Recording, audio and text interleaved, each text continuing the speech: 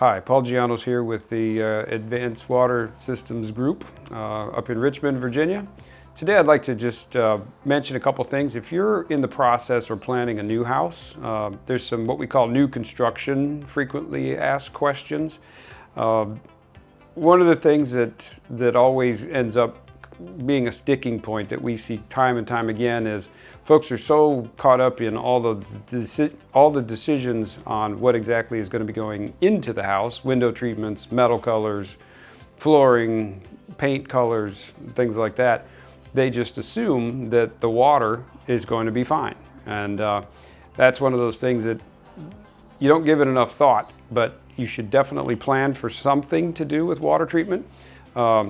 The builder actually controls the quality of the final product, which is the house. What they don't control is the quality of the water that is going into the house.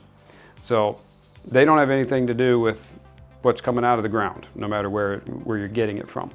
Don't get caught by surprise. Plan in an allowance for water treatment. There's a lot of things that you might run into. One of the most common things that we run into, a few of them, are color in the water, odors in the water, iron, manganese staining, which can be reddish or even blackish staining on faucets and fixtures and things that the water touches and dries. Silica is very problematic in our area, and we've got some specialty things that are very effective at mitigating and even removing silica.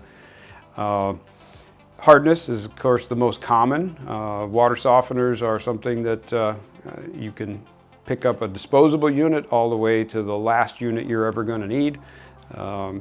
And you don't want to just make a quick knee-jerk reaction without at least knowing all the facts on that.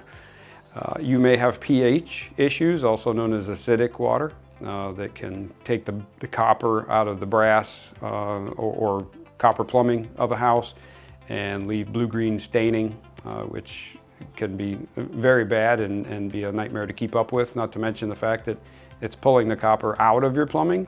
So eventually you're going to have leaks, and the water is designed to stay inside the pipes, not start leaking through it. You may have pathogens in the water, viruses, bacteria, parasites. Even if you're on city water, these are things that you want to consider because, perfect example, 1993, Milwaukee, Wisconsin was the site of the largest waterborne illness with cryptosporidium. It actually affected 403,000 people and killed 69 of those. But that was on city water, which everybody thinks is fine. So no matter where your water comes from, you definitely just want to plan for something to be in place to protect you and your drinking water.